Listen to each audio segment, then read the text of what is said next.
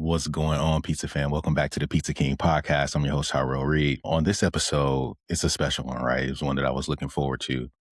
Last month in Vegas at the Expo, I got the opportunity to sit down with Vito DeCandia from Angel City Pizza in Los Angeles, more specifically in Venice. You know, Vito's dope. Vito's one of those guys. He's gonna tell it straight. He is, got deep roots in the pizza game, very, very old school background from growing up in the pizza business, being really a third generation pizza maker. And he talks a lot about it in our conversation. And we got into, what has changed in the pizza business over the years and what still matters and, why so many operators are getting distracted by trends and hype and, and doing all these things instead of staying locked in on product and people and being consistent. We kind of talked a lot about, old school versus new school a little bit. And, what keeps customers coming back to his place over in Venice. We talked about the truth, behind social media and how his approach to all of that. And we talked a lot about influencer culture and, what that's done for the business. But we also talked about, why respect for the pizza game still matters, right? And why it's still so important to lock in on your craft and really master and hone in on that. So really good episode. I mean, I could have sat there in that hall outside of the expo and talked to Vito for hours on hours on hours. I had a flight to catch and, the show was opening up. But, if I would say that if there's an overall theme for this one, it's you don't got to chase every trend to be respected in the pizza game. And, Vito is a testament of that. He's not chasing trends. He's not doing that. He is staying consistently excellent in what he does and it's showing in the respect that he commands in the room. I mean, we sat there for an hour and talked and, you know, the big dogs in pizza are stopping to come and say what's up to him. So, a lot of love, a lot of respect to Vito for sitting down with me. I hope that you enjoy this episode. So let's get into it. Vito DeCandia, Angel City Pizza. Peace.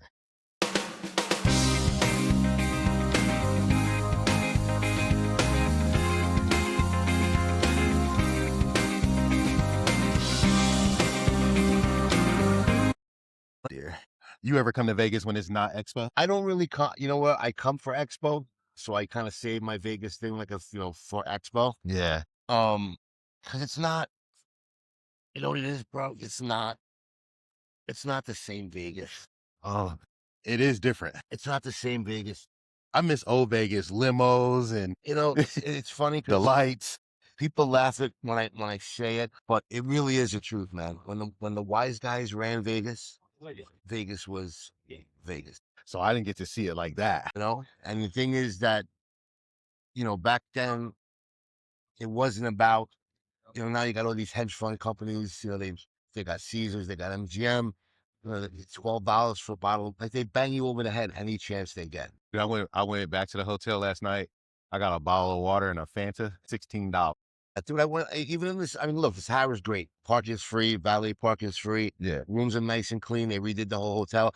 But same thing. I went in the lobby this morning. I woke up about 3:30 in the morning. I said, I'm gonna go down and have a cigarette or two. And I was thirsty. I went to get an apple juice. Minute Maid apple juice. You get them in the gas station. $2.50, $6.99. I was Crazy. like, what the fuck? It's crazy. Like, I don't know how they get away with it. I was just talking to another guy and he's like, he doesn't charge more. He sells like vegan pizzas and vegan products. Yeah. And he doesn't upcharge for it. I'm like, you're the only person in the world because everybody upcharges for everything. It's more expensive, so it's not even upcharging. You have to meet the cost. But back in the day, like, they weren't concerned about the food and the alcohol, and they were concerned about you being at the tables and gambling. Anything they had to do to keep you at those tables, whether it was climate control, no clocks around, feed them, let them eat. Who cares? $1 prime rib, give them $3 drink. Who cares? That's not where our money is. Our money is at the tables. And they were smart enough to know that. Give people a good experience, give them something that they feel like you're getting something. Yeah. And meanwhile, you're taking half their bank account, but they got a $10. At least they got that prime rib, and they're happy. I'm gonna fix your mic a little bit. Sit with down. Let's do this. We're recording already? I'm always recording. Oh, all right, cool. I like to just talk. You're like Alex. Alex does that too. We're talking. I did the same thing on Alex's podcast. Pie to Pie, Yeah, Alex. I love Alex. We were just talking, and I was like, hey, when do we start? He's like, We started 5 minutes ago, bro. That's how we do it. We just start talking. I That's mean, it. we could go formal and introduce you if you like. That's I mean, for however you feel. the couple of people who don't know who Vito, let me make sure I say it right. Is it DeCandia? Candy. Candia. All right, no Vito shot. DeCandia. Angel City Pizza out in Los Angeles, in the city of angels. In Venice. So thinking about that mob mentality, like the same way they ran Vegas, how do you keep people coming back to AC? Look, we try to give people the best service we can. We try to be as great as we can, friendly as we can. Sometimes things get hectic and maybe we might be a little rushing but it's about the product, the way you get people back. And we do a legitimate classic New York City slice. It may not what people consider New York now. Now you kind of got like your old classic New York, and then you've got your New York 2.0. Meaning, what's New York 2.0? What I consider New York 2.0 is all the newer pizzerias that, and again, and it's not a bad thing. You've got great pizzerias out there that are changing pizza and evolving it.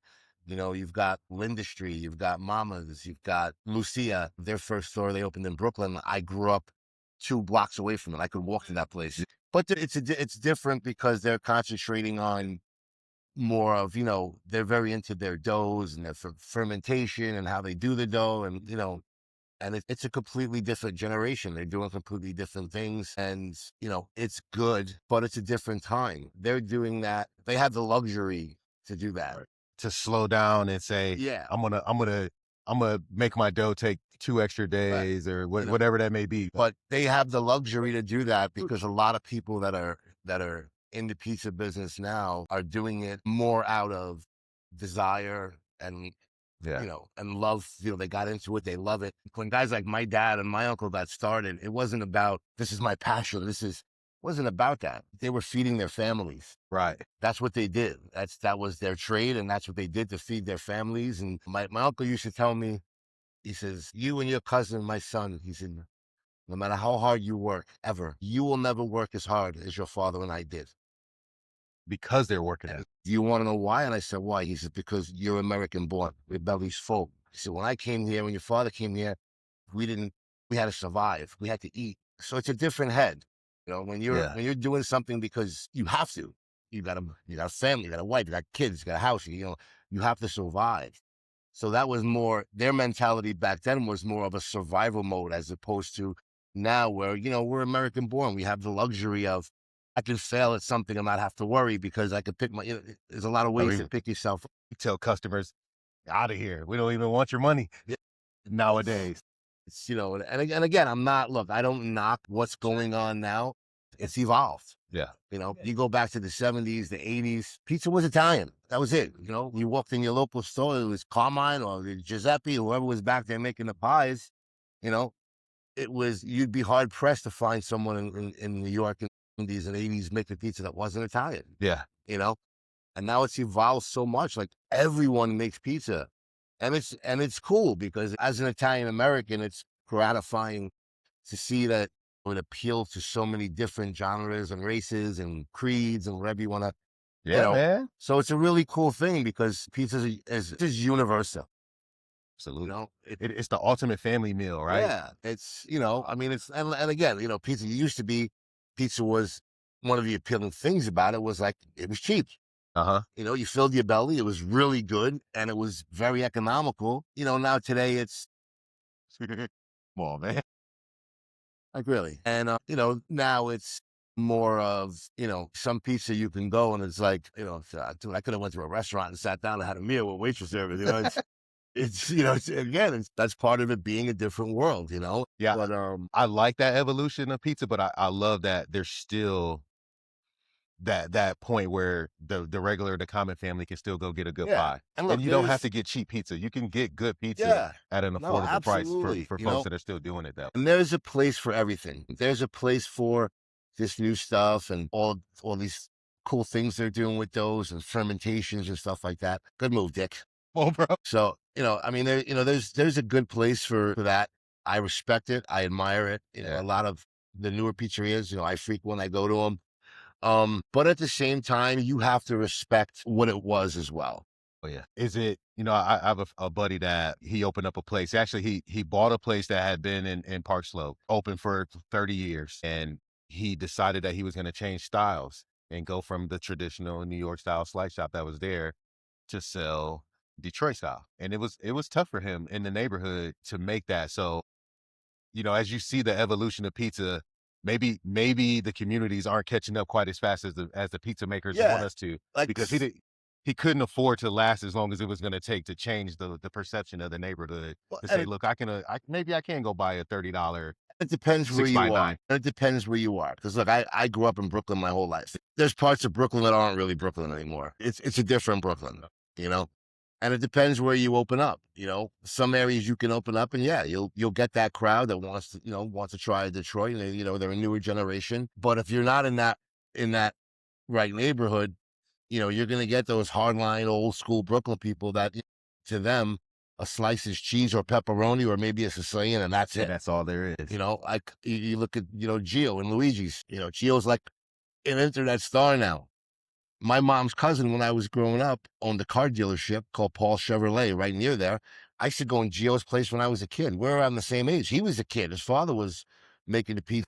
You know why he's a star on the internet though? You know, Because he's a straight shooter. yeah. He just look like I've look. I respect Gio. I respect a lot of the old school places in Brooklyn, but you know it's just a different and obviously look you look at Geo shop, it looks like it's still from the 60s. Yeah. It looks like he hasn't changed a light bulb in 40 years. Thank you, appreciate it, dick. Like he you looked know at it and still walked like right. that. But the thing is he's and this is exactly my point about why I say like the new school needs to respect the old school. Yeah. Okay, Geo's doing what he's doing the same way his father did it for over 50 years. I do what I do the same way my father did it for over 50 years. And then you'll get like some of these newer age guys and they'll be like, oh yeah, the old school guys, like they're lazy. They don't want to change their ways. They don't want to adapt it. They don't, that's not the case. This is what we know. This is what we've been doing for 50 years. Why do I need to change? You're doing your thing and you're doing new things and that's great. Why do I need to change what I'm doing if it works? And you don't. And to me, what matters is, what does my customer want? Yeah. What does my Yeah. customer buy? You know And what the I pizza mean? from the 60s and the 70s and the 80s that's the pizza that made you fall in love with pizza. Yeah. That's the pizza that gave you the determination to do what you want to do. So just like you have its place, don't shit on the old school. Do you ever get the urge to try like new shit in the shop? I do sometimes. Like the way I changed my ways is topping. Okay. I'm more open to putting different things on pizza now. Things like maybe 10 years ago I never would have done. My father, if you came in my shop asking for pineapple, he'd throw you out. and he would throw you out. What? Yeah, I want a pineapple. No, no, no. Get out of here. You didn't do that. I remember there was an old guy around us. He wouldn't even do a half and half. They would, look, when I was a kid, you went in slice shops in Brooklyn. Now, even old school places, some of them just stick to what they did. Some of them have evolved and like they'll have like a case with like 20 different pies because, in some ways you have to accommodate what people want. But when I was a kid growing up, you didn't have choices. You had cheese, pepperoni, you had a Sicilian. Maybe they had a few Jamaican beef patties in the case. Right. That was a big thing in Brooklyn growing up. They had a Jamaican. Even back then? Oh yeah. Yeah, bro. Yeah. We would butterfly them, little cheese and pepperoni, put it in the oven, bake it up, What? put it closed. Boom. When I was in high school, that was a huge because it was cheap. Yeah. We were in high school, we had no money. You went to the You pizzeria, maybe get a you beef didn't patty have and a enough for soda. a couple of slices of soda. So you know what? I'll go with a beef patty today. Well, you went to the Chinese restaurant and you got a rice and gravy for $1. You get a Stop. rice and gravy for $1. Pint of rice and gravy, $1. Right on Avenue X. You Right got down. or you can eat. That's it. You got $1 in a dream. Rice and gravy. That was growing up in Brooklyn, dude. We didn't grow up with Porsches and Benzes and Yeah. the neighborhood wise guy was the guy with money. They drove a Caddy or a Lincoln, and that was what it was, But you didn't have all these choices you have today, But again, it's cool. It's a good thing to see how far it's come, and you see people, that are just like it's their passion, like they're so passionate about it. And you got a guy like me that's doing it for 40 years, and it's like, yeah, I mean, hey, it's like, I love it. I'm, doing it my whole life, but I'm not like sitting there obsessing over, Yeah.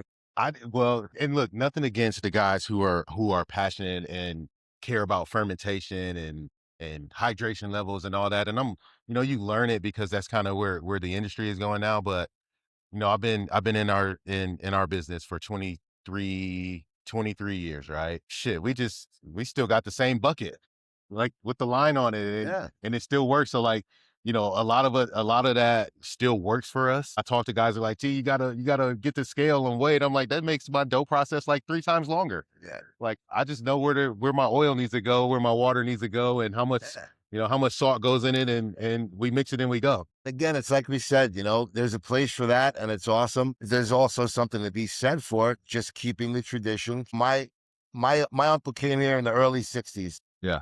and my dad followed him a few years later. My dad opened his first pizzeria in 1968. That's where I learned, you know, As a tinkered his recipe a little bit over the years because, products change. I mean, even if you're using all Trumps, it ain't the same all Trumps you were using 30 years ago. Then Right. nothing is the same now. Well, yeah, yeah, the products Even have if it's the definitely changed. same brand, things change. But thank you. Appreciate it. Keep walking, you fucking idiot. How are they not? Come on, dude, wake up. So yeah, it's, I have my recipe. It's my recipe. I'll tell you what, look, 40 years of watching my dad in restaurants and pizzerias and whatever it is. I never once saw my dad use a scale to roll a piece of dough. He just knows what it feels Never, like. never. This was his scales. These were his scales. That was it. He would cut, boom, two at a time, The two at a time. two Oh at a my time, god. roll them in the tray. Every dough ball was the same. That's how the old man taught You us. know, I still can't roll two at a you time. know, But he goes, what the fuck are you doing, T? Why you walking away with the dough? And he's over at the table rolling two, telling me, you Yep. stop pacing around them. Two at a You time. And I babysitting it. made it a point to learn two at a time I because can't do it. I wasn't gonna have my father say there was something I couldn't do. He was your father. It's your father's your father. You Yeah, yeah. gotta be like your dad. And then I would I started doing it and I got it down. And again, the old days it wasn't so precise. It wasn't like I gotta have 6.2 kilograms of this and I gotta have three. Dude, I don't even know metrics. I have these guys that give them recipes and they put everything in metrics. I'm like, I don't know metrics. I haven't used metrics in my life. It's 25 pounds of this, 3 pounds of this, 6 ounces of this, 6 ounces, boom, that's it. So You know, if that, how do you teach that? you can't. That's the problem. Yeah. And I get friends that get mad at me sometimes because they want, because I'm a chef as well. And I'll get friends who'll call me, hey man, your vodka sauce, like, how do I make that? And I'm like, it's butter, pepper, heavy cream. Yeah, but how much? Until it feels right, until it looks right. Other than telling you that you got to use like 2.5 gallons heavy cream, I don't know. The bulk, I taste it. It's what it's. Right. That's my brain is just trained to grab and throw, and and when it's done, it always tastes the same. It's always right. It's just the way it is. Like I don't measure things out. I don't. It's just I wasn't taught that way. Yeah. You know, and that's the difference also between now and back then is that everybody is trained specifically in a way like that's how they know it. Yeah. And they study it and they Google it and they research it and they're doing this and they're doing that. When I first started learning with my father, I didn't know why you did what you did. I It's just how you did did it. it. I was taught to do it, so I did it. I wasn't worried about how we got to where we got to. I was worried about, we're going to be busy. This has to be ready. I didn't know about, well, we got to, you put this to caramelize the crust. Was there ever any hazing in the shop back then? Oh yeah. So I grew up. The old man taught me how to do it. Shout out to my guy, old man Joe, and he's old school Italian, straight from Sardinia. He'd leave the sauce in the cooler and wait for me to get in to mix it, and we were mixing by hand. So he's like, "You gotta mix that sauce." Like, why'd you keep it in the cooler for 2-3 hours? Just because you late, because you woke up late. Always some haze. I'll tell you what, and again, it's not a knock on anybody. It's just the way the world goes. But I tell you right now, 90% of today's generation would not last back then. We had no safe spaces. We didn't have cry rooms. You didn't have a personal perimeter that people couldn't penetrate. There was you can't talk to me like that.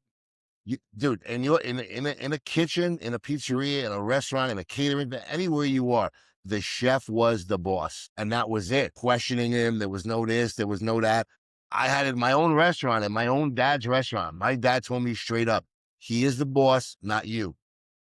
It's just what What it he is. says goes, and that's it. And dude, I've had frying pans whiz across my head, plates. Yeah, you can't do that no When more. you're in service, people, and and the shit's hitting the fan, and you're getting in the weeds, and you got to do what you got to do, and that's it. And if you can't do it, it's get off the line. Get your ass out of here. It's not for you. And you got people now, and they're crying in the corner. You can't talk to me like that. I'm a person. Like, stop, please.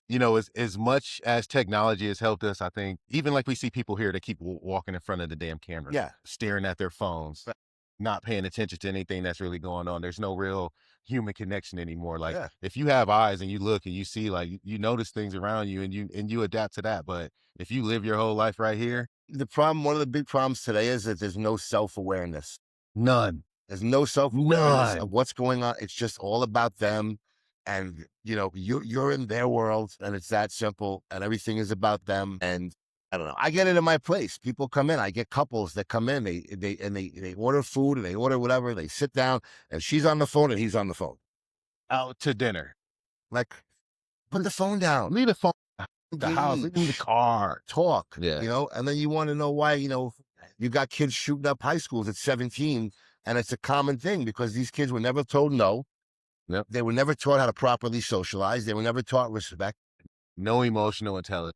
Like, whatever you call this gentle parenting bullshit. And again, look, I'm not saying like bend your kid over and beat him with a paddle. I'm not saying that, but you have to establish from a young age, you are the boss, you are the parent. Oh yeah.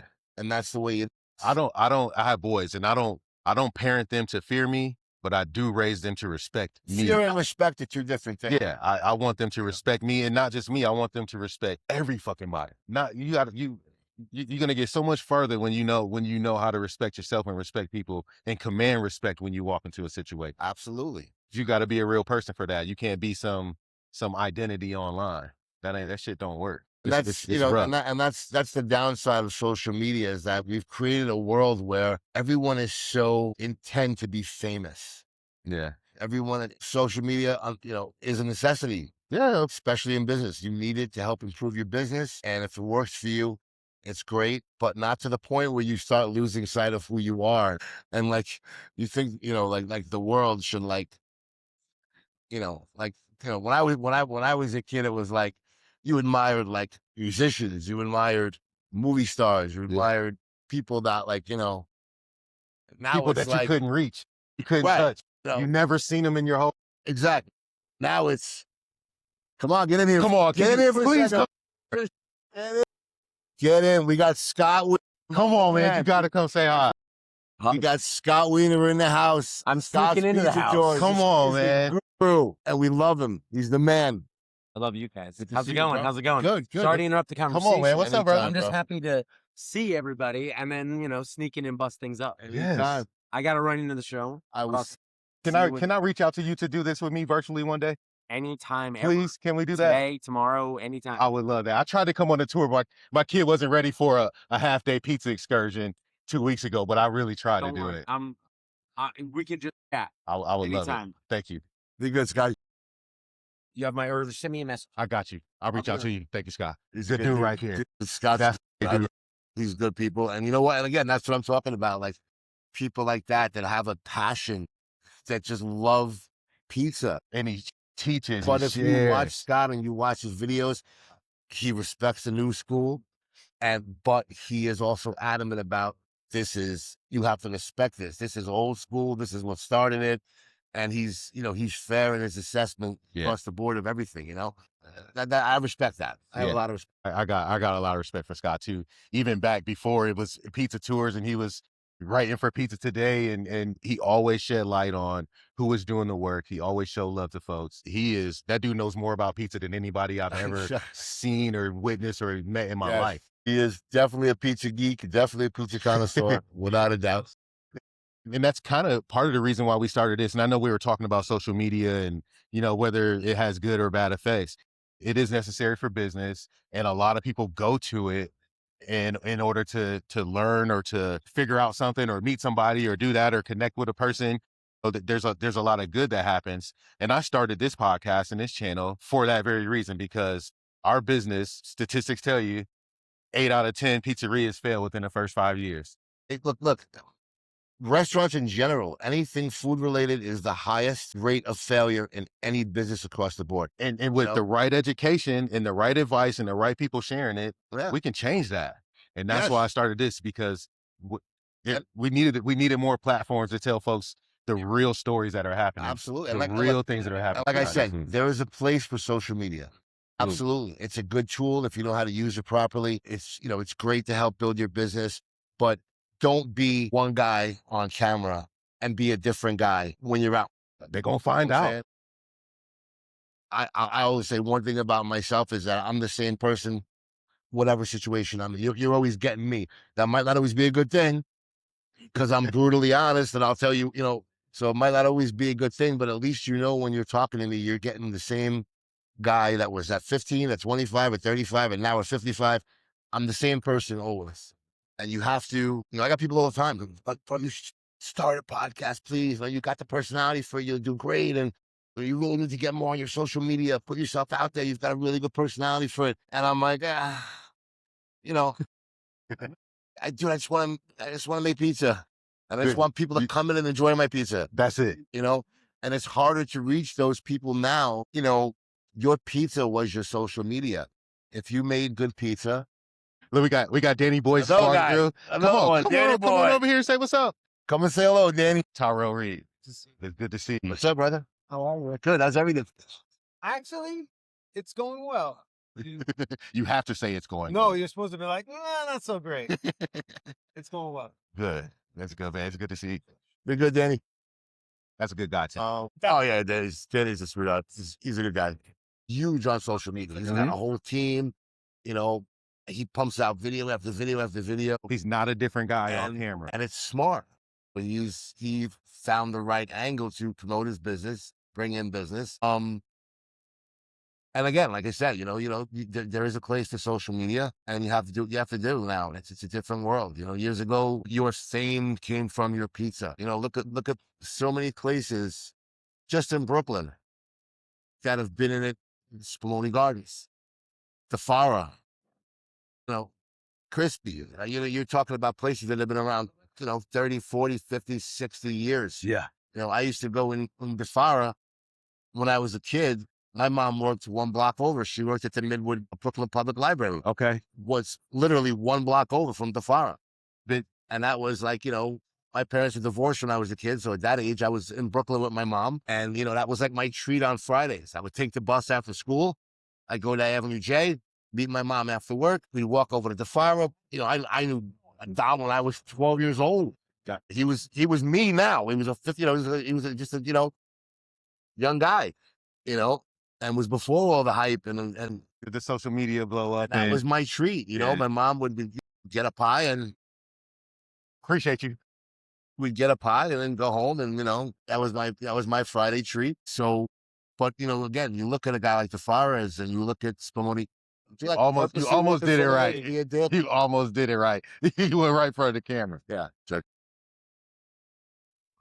Man. Same thing with Spumoni Gardens, man. We went to Spumoni Gardens when we went to school. Back then, you had Lafayette High School, was like right across the street, and I went to Sheepshead. And that's what you would do. Like the first cut day of spring. Yeah. As soon as the weather got nice, you go get some. It was a cut day. Everybody went to Spumoni Gardens. Everybody. Sheepshead, Hanasi, Lafayette was right across the street, and Utrecht would come to only, and that was your first cut day. Everybody went to Spumoni Gardens, But it wasn't. You built memories off of that. There. And look, you still hang on to those. Yeah. I'm a pie man. My family owns pizzerias since the 60s. My favorite Sicilian in the world is Spumoni Gardens. Still. I don't care. I make Sicilians. I make the upside down Sicilian, like out of honor for them. To me, you tell me what's the best Sicilian in New York, Spumoni Gardens. Still. Absolutely. I got to put there on my list. You can't, I'm not going to my pizza's the best. No, I love Spumoni Gardens Sicilian. You make your pizza because of and I will still say it's the best. Yeah. Certain people have their niche. Certain places you would go. And that's look, LA has evolved so much in pizza. We have a lot of great pizzerias now, but it's still more of a destination. Yeah. New York in the same block, you can walk from one good pizzeria to another good pizzeria to another one and not break a sweat. Yeah. And it just depended. Like everybody had your favorite thing. Like for me, Sicilian was Simone Gardens. Yeah. If I wanted white pizza, and it wasn't even called white pizza back then, it was called calzone pizza. If nobody else made it, we would go to Del Mar on Sheepshead Bay Road. Del Mar was the only place around that made calzone pizza. Really? Yeah. And if I wanted a regular Sicilian, you'd go further down Sheepshead Bay Road. Right under the train station was a place called Bay Pizza. And they made a traditional Sicilian, you know, cheese on top of sauce. But their Sicilian was really good too. Oh man. So that was your thing. And that's why people say, like, oh, what's the best pizza? You know, I hate all the bullshit lists. The 20 best, that's bullshit. The best pizza is what your favorite pizza is. Whatever you're having. Whatever you want. Whatever you want, whatever you go to. I might want Spumoni Garden Sicilian. And to me, that's the best one. So when you go home, you go to New York, what's the first place you're going to? Oh my God, dude.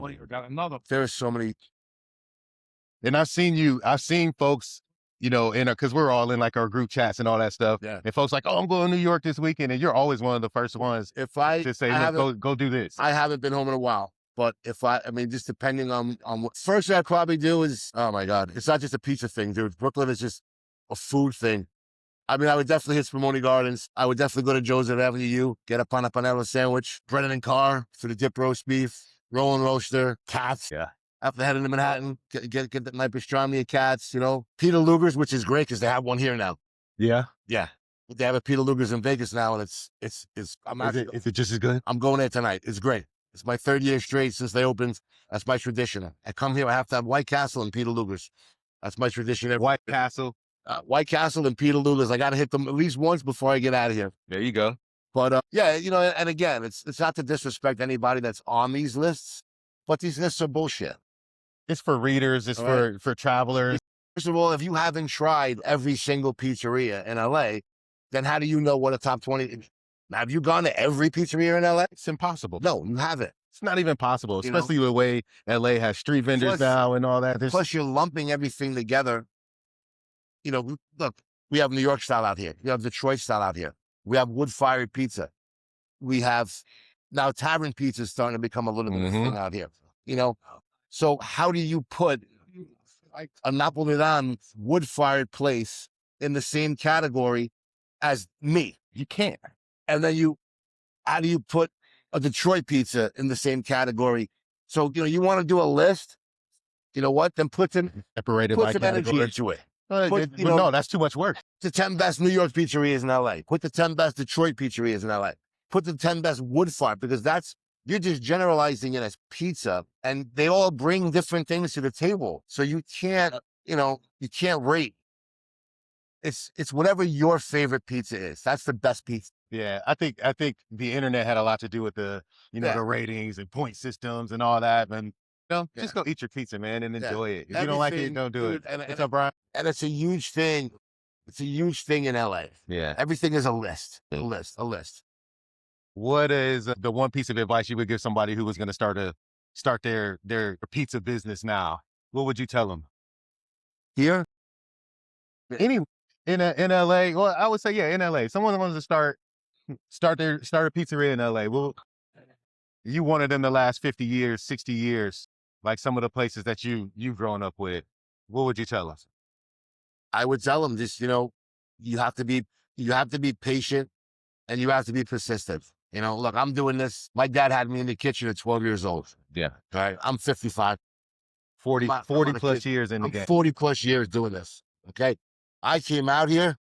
I had to start over. Yeah. You know, because why? Nobody knew me here. Nobody knows who I am in LA. You know, I had to like prove myself out here pizza wise. Yeah. And it's, you have to be dedicated to it. You have to understand that depending on your situation, it's not going to happen overnight. You know, you might get lucky. You might be in an area where it just clicks for you. It happens overnight. Yeah. Few and far between. So you can't don't bank on that. You got to work at it. You know, you have to be in today's times. You got to be on social media. And again, like this, look, the social media thing is nobody's really changing your life in any way. Okay, unless Portnoy walks through your door, there's very few guys that have that much sway now that are actually going to affect your business. Sure. Yeah. You know, you got a lot of guys now that just either looking to make a quick couple of bucks, they're looking for a free meal.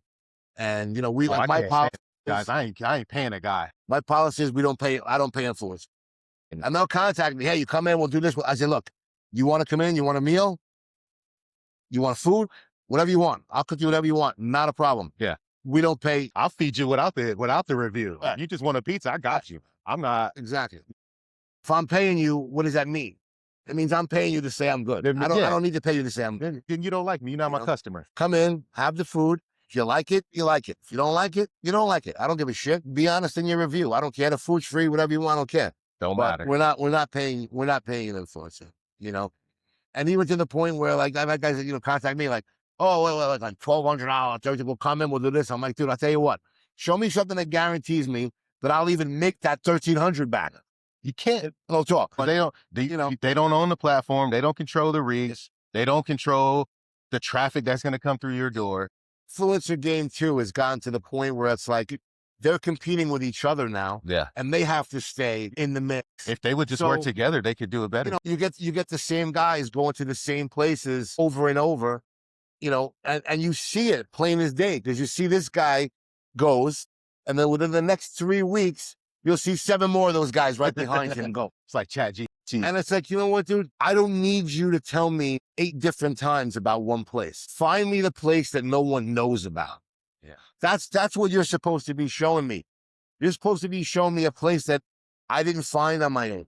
I know this guy's great. I know that guy's great because 20 other influencers have told me that already. Well, yeah. Go find me the guy that's breaking his ass with a little oven and 2 seats in his place that's making drop dead pizza or a drop dead sandwich or something good that no one knows about. That should be your job as an influencer. I agree. And there's, you know, look, there's some guys out there that are legit. You know, they're sincere. They tell you honestly.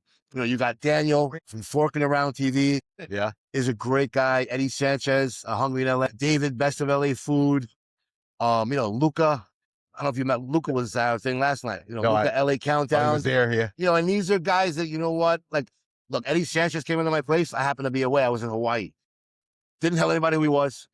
Paid for his food. Sat down. Did a review. I never knew he was there. That's fair. You know what? That's fair game. Then you know what? Came back a few weeks later with his family and sat down and ate. And again, he paid for his food. Didn't know. Those are the guys that you watch their videos and you're like, you know what? All right, this guy's legit. Yeah, I had a guy. You know, we just took over a restaurant beginning of the year, and I didn't even know until really last week that we had this food reviewer come in. He came in to have a cheesesteak, and he gave it his honest review, good score. But I had no idea. This thing is 12 weeks old, and I reached out to him like, man, I didn't even know that. I didn't know he came in or any of that. We just taken over, but we got a solid score because we just do what we do. But if I would have known, like, dude, yo, come back, and you know what? But I like that too. Yeah, you shouldn't know they're coming because he didn't look for anything. He didn't want a free meal. Yeah. He just gave, and he's pretty clear about this isn't about what you should do. This is just my review. Right. And that's just legit. how I feel about it. And that's legit, is that people just come in, spur of the moment, try your product. And you know what? If you're doing the right thing, it doesn't matter because he should be getting the same slice that everyone else is getting. Absolutely. You know, you shouldn't be doing anything special because this guy's coming in. Yeah. You know, and then there's other really got, like, you know, big guys that, like, you know, you reach out to them and like they just ignore you. They don't want to, you know, but they'll go, you know, they'll go review the same place 4 different times, you know, and it's like, all right, well, how sincere are you? You're full of shit. You know what that means. This is where I can get the most views. This is where I can get the most money. Exactly. So is it about the food or is it about how many clicks? Where my influence can be amplified. Right. So, and again, is it really about the food? No, or is it about how many clicks can you get? It's about the opportunity to grow a platform. Right. You know? But some guys just do it for the love. I watch a guy, this motherfucker literally just goes around reviewing hotel bathrooms.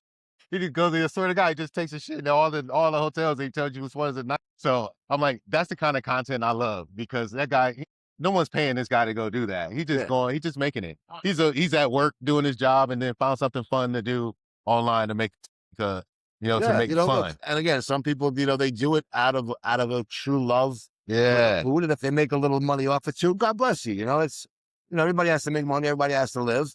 But, just be fair. Go everywhere. Try everybody. Some of these guys, they know they have the power to help you if they want to, and they choose not to. And That's hard to reconcile, that's right? the part of me that it's like, you know what? Yeah. If I've reached out to you 1 or 2 times and, hey, man, we'd love you to come down and try it. And you don't even answer me. And then a week later, I see a video of you from a place like a half a mile down the road from me. Like, oh, you're full of shit. it's like, you're just a dick. You're a dick. I appreciate you because you reached out to me and said, bro, let's do a podcast. Yeah, and I've been wanting to do this with you forever, but we hadn't met yet. And I'm like, yeah. you know what I mean? Like, I like to meet people and do all this, but you said, bro, let's do it. And I'm like, got to. And I've heard so many good things about you and about the shop, and I follow it. Dude, thank you for this. So thank you, bro. For This is a pleasure. And when I get to LA in August, and I ain't gonna tell you. No. I'm just gonna order it. Come on in, I'm baby. gonna order it online before I get there. I love doing these. I did one with Bruce. I love Smart Bruce. Pizza. He started me. Bruce is a great guy, and what I love about Bruce is that he's very thorough, and he covers from A to Z, and he knows the questions to ask. He knows what to look for, and he was the first podcast I ever did. Yeah, I did it with a video, and I liked it. I really enjoyed it. Then I did Pie to Pie with Alex. Another great time. We had a lot of laughs. It was a good time filming it. And it's cool. It's nice to be able to talk and be honest and not have to sugarcoat shit and, put on a phony facade. Like, oh yeah, I love everybody. Everybody's so great. Everybody, come on, dude. I'll tell you what, that's one difference I've noticed, especially out here. And again, it's because of there's such a wide arena of pizza. Like in the 70s and 80s and like 90s, you weren't friends with other pizza shop owners.